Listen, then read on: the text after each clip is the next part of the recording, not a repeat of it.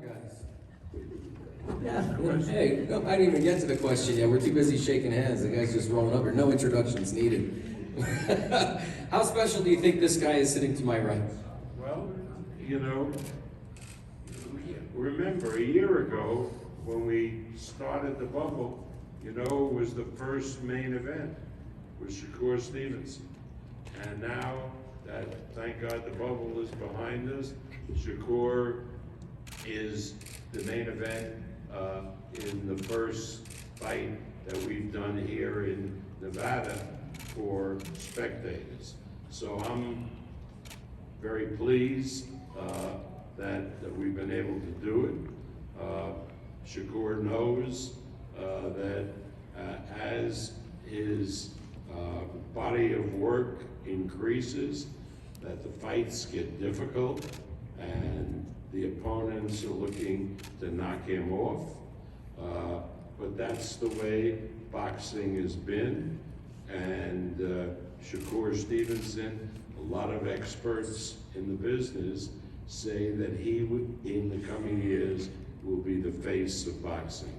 So we'll see how he does against a tremendous puncher from Africa, who he faces on Saturday. Every fight at this level is a tough fight.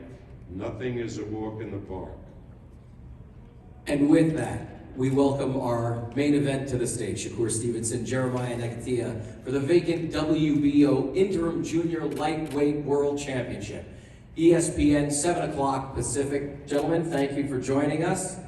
Let's start over here. How does that feel to hear the Bob Father over here talk about you like that?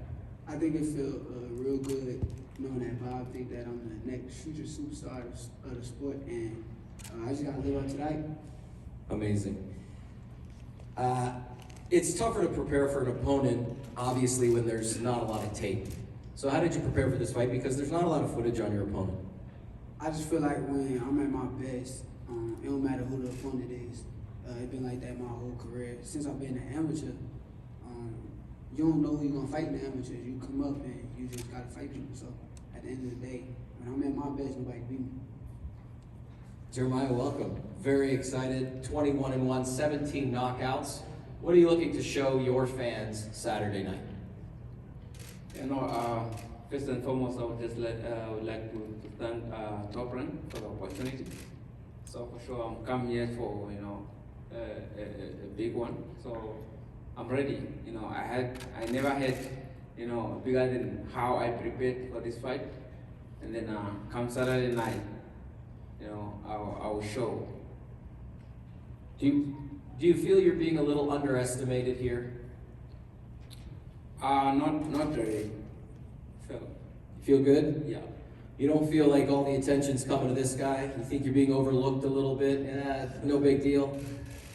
No. Whoever underestimate me, he's gonna be surprised come Saturday night. He said what? What'd you say? He said he's ready to come for you Saturday night. What do you think? I'm gonna beat the shit out of him. I heard you had an interesting sparring session with Bud Crawford, the start of camp. What can you tell us about your time with him in the ring? Sparring with Terrence is like, you sparring with one of the most competitive fighters in boxing. And I guess when I first got to camp, he was already in camp. He was getting ready for Pacquiao, which he thought he was going to end up fighting. And I came in and I came to watch him spar. I started talking shit to him, like, you look slow, champ. And he got mad at me and he's like, get in here, show me I'm slow. So then I went in to the car and grabbed all my stuff, and we ended up sparring like 8-9 rounds. And it was some of the most competitive and best sparring that I had in so long. So I enjoyed it a lot. Was he slow? Nah, not at all. He speeded up when he get in the ring with me. When you geared up, it became real. That must have been an experience. Back home, you work as a police officer. Yes. First of all, thank you for your service. Talk about that. More difficult to be a professional fighter or more difficult to be a police officer? Yeah, it's good, when you're a force member, sometimes it opens your mind sometimes, especially when it comes to what you go through, it strengthens your mind, when you are enforcement. yeah, so you go through, you know, a lot of tough, you know, lives, you know, tough challenge. So, but it open your mind more broader. You've won 10 straight fights by knockout. Your last 10 fights you've won by knockout. How have you grown as a fighter? And what can we expect from you now that you've got these 10 knockouts under your belt and you're walking into what is probably the biggest fight of your career? All I know is I can knock anybody in this 130 pound. No, I can destroy anybody in the 130 pound. So just come Saturday night, gonna see Shakur. How I'm going to destroy him. I'm damn sure not losing to no cop. I swear. I promise you, I swear to God, I'm not losing to no cop. Yeah, just come Saturday night. I'm gonna show this boy how he's done. Might get arrested maybe after the fight for some shenanigans. No, you I okay? never lose a 5-0. Well, we hope we have some police officers watching who will make sure that doesn't happen.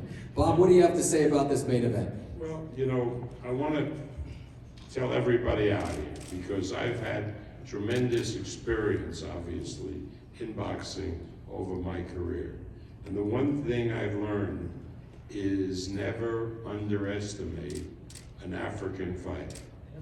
Because even though it's a big continent and there's a lot of different countries, I remember when guys like the great Azuma Nelson, Ike Corte, John the Beast Mugabe, when they came over, little known guys, and they gave everybody a run for their money, and a number of them became champions and gave the marquee guy a lot to handle.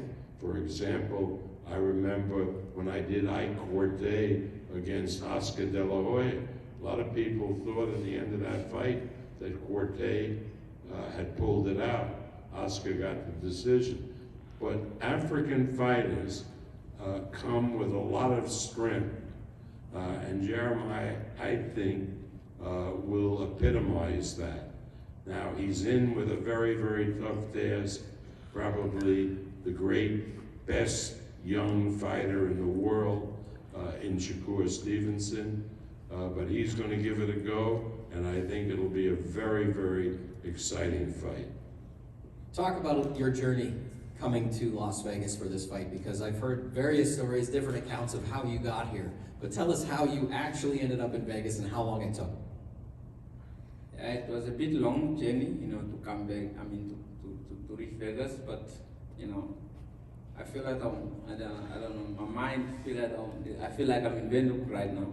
So, it's, you know, it's been a long journey to reach Vegas, but I feel good, you know, I feel happy that we arrived safe here, and then we just continue with little touch up, you know, just to be on the way, and we are good.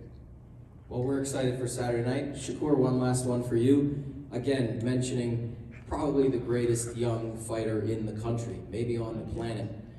How does that help your mindset, knowing that you have probably, the greatest boxing promoter of all time in your corner like that? I mean, like at the end of the day, I listen to it, but you can't get like too high, so I hear it, but you still gotta complete the task. And I try to stay like in between. I don't try to like listen to everything that I hear and then just go off that. I try to make sure that I do what I'm supposed to do too. So I put in a lot of good work this camp. My preparation was good, my weight good, and I'm ready to fight Saturday. I love hearing that, because I actually I wrote down here, there's a lot of chatter in the world about the Herrings and the Valdezes, and I know that your name is in that discussion nonstop.